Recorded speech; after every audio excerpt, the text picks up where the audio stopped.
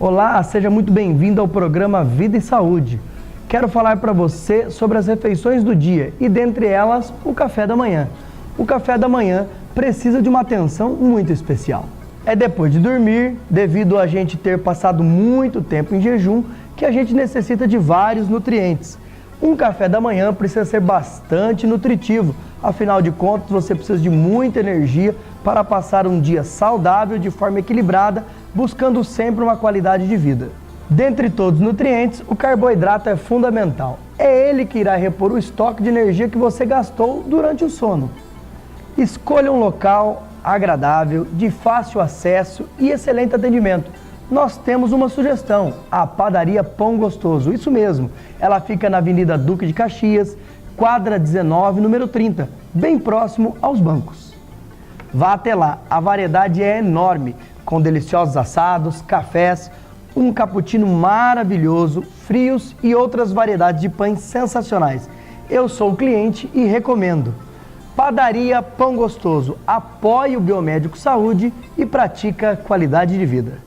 Quero chamar a atenção, isso mesmo, esta é a palavra, chamar a atenção para 33 anos de história, conteúdo e credibilidade. A revista Atenção é uma das mídias mais influentes e tradicionais da região de Bauru, atingindo sua tiragem mensal 6.000 exemplares e ainda uma distribuição estratégica regional em uma média de 50.000 leitores e ainda 20.000 online. Ela tem uma circulação regional, é distribuída em 12 cidades de forma gratuita para centenas de formadores de opinião. A revista Atenção conta com mais de 100 páginas por edição e ainda oferece uma variedade de temas todos os meses. Vão de política, economia, saúde, entrevistas, negócios, gestões e principalmente trazendo para você assuntos interessantes de Bauru e região. A revista Atenção pratica a qualidade de vida e apoia o Biomédico Saúde.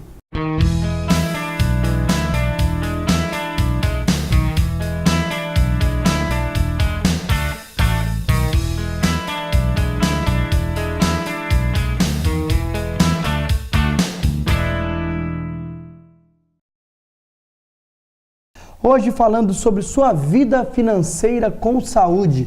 Para isso estamos aqui com o Dr. Wilson Lopes, que é advogado, consultor da Vitka e Lopes, Sociedade de Advogados. Dr. Wilson, nossa primeira pergunta, e já claro, primeiramente, obrigado pela presença, pela participação. Eu que agradeço o convite, Luiz, mais uma vez, e fico muito feliz de estar aqui novamente e poder contribuir com o seu programa. Maravilha. Wilson, a gente sabe bastante, tem visto nos jornais e notícias todos os dias, infelizmente, que vivemos aí num tempo de crise. Não é para todos, né? Mas nesse tempo de crise é essencial investir em inovação, né? Nesse período o mercado geralmente se reorganiza, em diversas oportunidades elas acabam aparecendo. Ao mesmo tempo que tem a inovação, nós também temos a maturação, que costuma ser um trunfo para as empresas. Qual a principal ação neste momento de crise que as pessoas devem tomar? O que as empresas devem fazer, a princípio, deve ser buscar novos mercados. Acho que inovação é a palavra-chave, né? A busca de novos mercados vai contribuir para que essa empresa alcance novos faturamentos, aumente o seu faturamento e busque novos horizontes, né? E com o intuito aí de superar essa crise econômico-financeira que vivemos atualmente e que, pelo visto, está não tão perto aí de terminar. Então essa no meu ponto de vista, é a melhor saída. A contenção de despesas também é um fator principal, né? Porque o objetivo da empresa é redução de despesas e aumento de faturamento, né? Aí, para que o negócio se torne lucrativo. Então são duas vertentes, né? A primeira, a contenção de despesas, e a segunda, a inovação, a busca de novos mercados, né? Além de continuar atuando no mercado principal, né? E perseverar, né? Perseverar nisso e concomitantemente buscar novos mercados, novos horizontes para aumentar a sua lucratividade e o seu faturamento. Maravilha. Doutor Wilson, a gente fala bastante aqui no programa Vida e Saúde sobre qualidade de vida, sobre a busca dessa qualidade de vida. Consequentemente, né, a sua vida financeira com saúde, que é o nosso tema de hoje, passa por essa organização financeira, por essa necessidade das pessoas se readequarem. A gente falando um pouco de empresa, você falou na busca de novos mercados. Então, a busca de novos mercados, ela é uma solução e, junto com isso, há necessidade de demissão? Como que você vê isso? Luiz, infelizmente, a folha de pagamento, na maioria dos casos, é a maior despesa de qualquer empresa, né? Até por conta da tributação alta do nosso país. O correto, então, será conter as demais despesas, né, que não influenciam nas demissões dos funcionários, mas, infelizmente, diante do cenário econômico atual, né, a crise atual, em alguns casos, as demissões são a única saída, infelizmente, prejudicando ainda mais o trabalhador e também a empresa é prejudicada, pois na maioria dos casos já é um trabalhador de longa data, né, que veste a camisa, que contribui para o desenvolvimento da empresa. E, infelizmente, a empresa tem que proceder a essa demissão para que ela não encerre suas atividades de uma vez por todas. Então, essa demissão, infelizmente, em alguns casos, ela é necessária. Certo. Você falou aí na demissão, na busca, como a gente citou. Em uma empresa, ou mesmo dentro de uma casa, a união é muito importante, a união desses parceiros, desses colaboradores, né, doutor? E como que eu posso integrar essas pessoas para conseguir o sucesso? De que maneira eu vou ter essa união? O que que você sugere e o que que você dá de dica aí para quem nos assiste, que são empresários, mesmo as donas de casa, ou empresários de sucesso, ou dentro de um âmbito geral, sociedade em geral? E como conseguir essa interação para conseguir o sucesso? Essa interação, Luiz, ela vem através de um planejamento, através de metas. Né? No caso da pessoa jurídica, por exemplo, da empresa, nesse cenário atual, o que os empresários devem fazer é motivar seus colaboradores, né? Através de premiações, traçando metas, né? Caso atinjam a meta, premiações, né? Para que eles possam também, com o atingimento das metas, ter uma contrapartida, ou seja, poder ter aquele bônus, né? E poder ter uma qualidade de vida melhor para ele e para sua família também. Dessa forma, ele vai se empenhar cada vez mais para que a empresa se desenvolva também, consequentemente, cada vez mais. Né? Quer dizer, então, quando tem essa premiação, essa meta, e ele vai receber por isso, ele passa a se motivar mais, né? Perfeitamente. A premiação, em 100% dos casos, é uma maneira de motivar ainda o colaborador, né? Motivá-lo ainda mais a colaborar com a empresa, né? E também buscar incessantemente aí as metas, né? Os objetivos traçados pela diretoria ou pela presidência da empresa. Bacana. Então, essa busca dentro dessas premiações ou dentro dessas metas, isso passa também pela qualidade da empresa e por uma busca de uma vida melhor também para os colaboradores da empresa. Doutor Wilson, como consultor,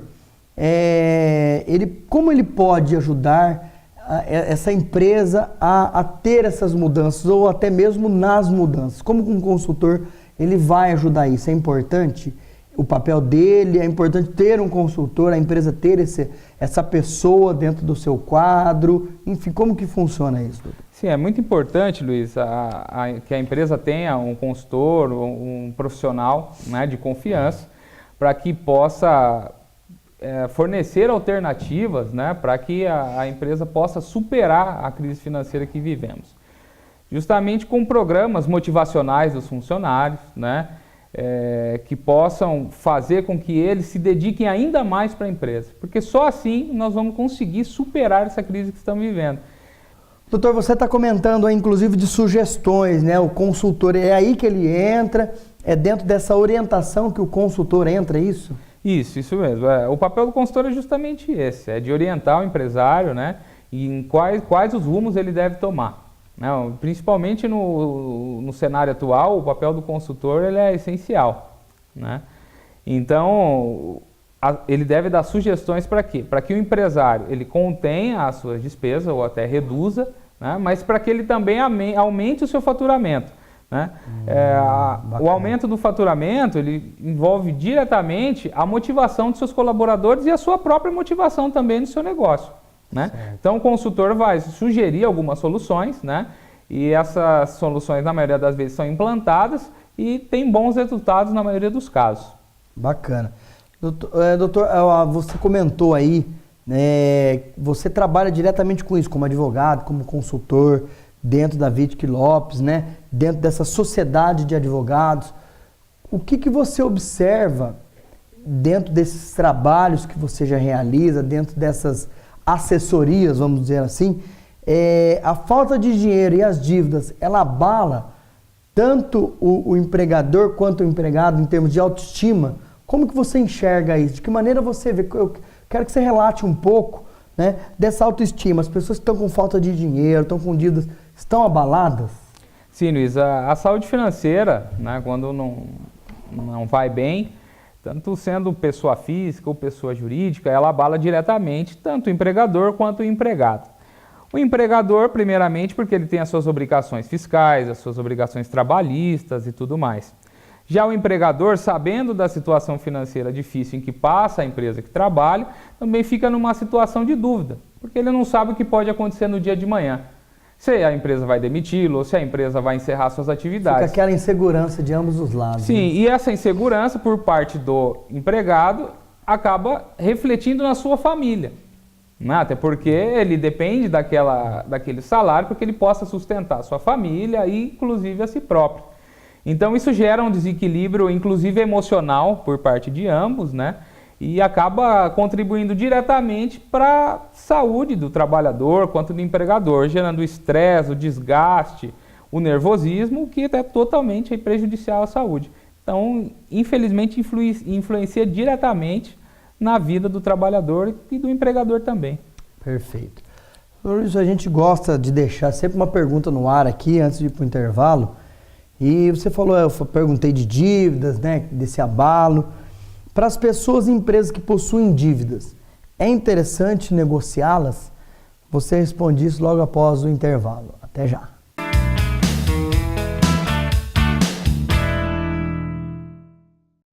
Olá, você está na TV FIB. Este é o FIB Produz, o programa que traz para você as produções audiovisuais dos alunos das faculdades integradas de Bauru. Atenção, homens! Vocês estão prontos para exibir uma barba de respeito, sem falhas? A Biofarma tem a solução. O que você quer vai ser feito para você. Forma manipulada personalizada. Peça já o seu. Há muito tempo, adultos, adolescentes, jovens e homens reclamam da barba. Seja porque está falhando ou outros porque não tem. Todos querem um remédio milagroso ou para crescer a barba rápida ou para crescer onde não tem. Seus problemas acabaram. A Biofarma tem uma fórmula rápida e eficaz para ajudar ela a crescer. Faça já o seu pedido. O resultado aparece rapidamente e ela começa a crescer logo a partir da 3ª semana. A média de tempo de tratamento gira em torno de 3 meses para que tenha um bom resultado. Com o tempo, o resultado fica ainda melhor. Peça já o seu. O contato, o WhatsApp está aqui ao lado. Faça o seu orçamento. Biofarma, drogaria e farmácia de manipulação. Pratica a qualidade de vida e apoie o Biomédico Saúde. Acompanhe diariamente o programa Carreiras e Negócios. Aqui você ficará por dentro do mundo das profissões e conhecerá histórias de sucesso. Esperamos você aqui na TV FIB. Canal 14 da NET.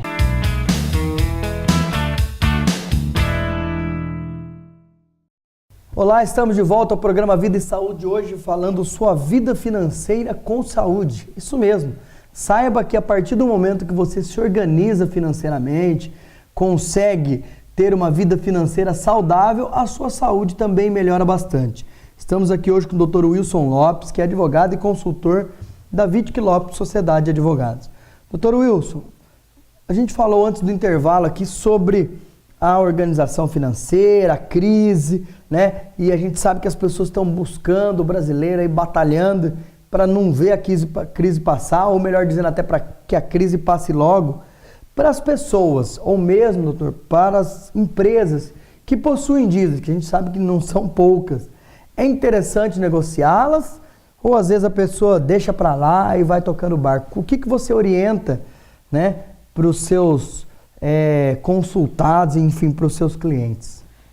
Sim, Luiz, o ideal é que sempre procure, né, as instituições financeiras, os seus credores, né, para que possam negociar esses débitos, né, da melhor forma possível, né, com as menores taxas possíveis, né, para que isso não vire uma bola de neve e, inclusive, passe a impedir o crescimento da empresa. Né? Então, a partir do momento que você faz a negociação de um débito, negociação de uma dívida, você estagna, né, aquela dívida. Você para de contar juros daquilo, por exemplo. Justamente. O ideal, né, o que eu sempre aconselho é que as dívidas devem ser negociadas dentro das possibilidades da empresa, né, ou também da pessoa física, né, mas que dentro do seu orçamento, para que ela possa honrar o compromisso assumido com o seu credor. Porque se ela assumir uma dívida que está fora do seu orçamento, apenas para resolver um problema momentâneo, o efeito vai ser em dobro. Ela vai criar esse outro problema de novo. Justamente, ela resolveu um problema momentaneamente, né, e o problema vai prosseguir na sua vida. Então, o ideal é que procure o seu credor, renegocie da melhor forma possível, porém dentro do seu orçamento, para que você possa assumir essa obrigação e honrá-la até o final. Isso é bastante interessante e é uma dica. Muitas vezes a pessoa vai assumir esse compromisso, vai ficar estressada, vai ficar mais nervosa ainda, vai criar um problema ainda maior. É isso, doutor? Justamente. Assumindo um compromisso e não podendo honrá-lo novamente, sem sombra de dúvidas, virá o nervosismo, virá o estresse e você terá uma consequência muito maior, além da sua saúde, uma consequência financeira muito maior. Porque na maioria dos casos, os acordos são estipuladas multas em caso de inadimplemento. Então, além do débito, você terá acrescido uma multa pelo atraso. Então, com certeza, terá um prejuízo ainda maior. Entendi. Doutor, entrando um pouco na parte das empresas, né? Que dica que você dá para as empresas buscarem melhorias nas suas atividades operacionais? Ou seja, otimizarem tempo, custo. De que maneira você aborda essas empresas e quais as principais dicas que você passa para elas? Primeiramente, Luiz, a conscientização, né, do empregador e também dos seus colaboradores. A gente vai aprendendo junto, viu? Você vai falando que a gente vai anotando algumas coisas. A conscientização é o primeiro passo, né? Conscientizar os seus colaboradores e a você mesmo de que as despesas devem ser reduzidas. Isso dá menor despesa a maior despesa. Se o colaborador se conscientizar com isso, com certeza a empresa terá uma maior lucratividade no final do mês. Seu faturamento irá aumentar e ela começará a apresentar resultados positivos e também, consequentemente, passará de uma forma mais tranquila pela crise. Mas a primeira dica é essa, a conscientização da economia. Isso vale para as empresas, vale para as pessoas físicas também nas nossas residências. A economia é a palavra-chave. A contenção de despesas é a palavra-chave. O corte de despesas desnecessárias é importantíssimo. Tá, você citou tudo isso, essa conscientização. Mediante essa crise, que eu odeio essa palavra, como todos acredito, não gosto nem citar que isso existe, né? Mas como uma empresa vai identificar esse problema? Ela faz um levantamento, ela contrata uma empresa. Como, mediante tudo isso instalado, essa empresa pode identificar esse problema para buscar o que realmente está acontecendo, doutor? Na maioria das vezes, as empresas contratam um consultor, um profissional de sua confiança, e algumas empresas também já possuem um departamento especializado nessa área, né?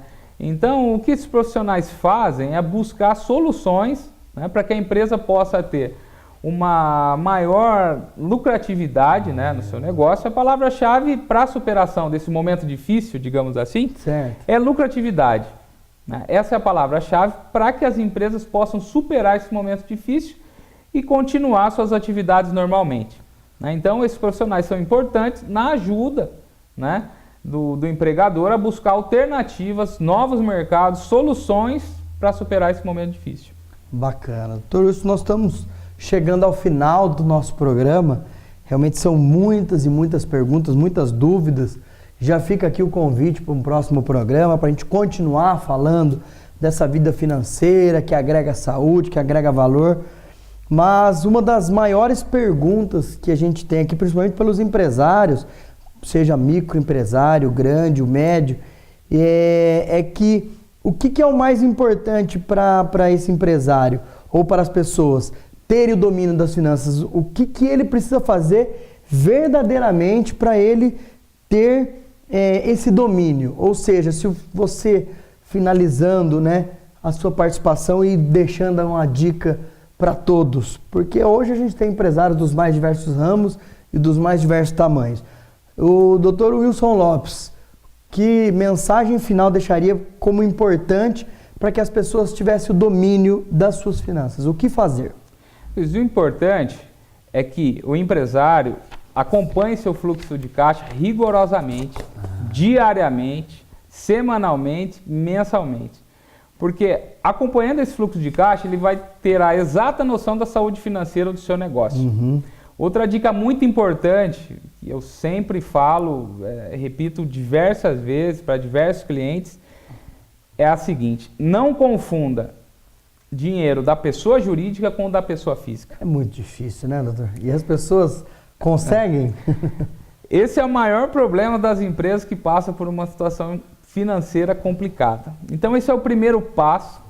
Separe as finanças pessoais das finanças da sua empresa e acompanhe diariamente o seu fluxo de caixa para que você tenha exata noção da saúde financeira da sua empresa. Isso é muito importante, porque tendo essa real noção, né, da saúde financeira da sua empresa, você vai, inclusive, ter a possibilidade de adotar uma conduta positiva ou negativa na ocasião, quando for adquirir um bem, quando for adquirir um produto, quando for fazer um investimento.